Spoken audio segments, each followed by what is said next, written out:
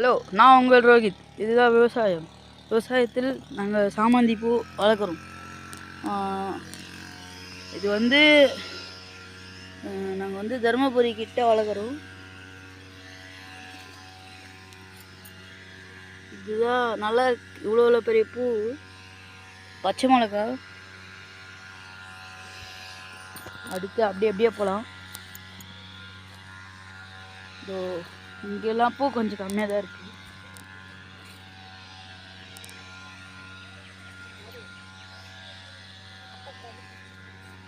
இதோ பூ இருக்கு.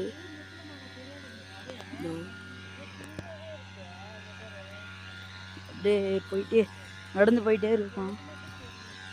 எவ்வளோ பேர் சாமந்தி பூ. நான் வேணா ஜூம் பண்ணி காமிக்கிறேன். இதோ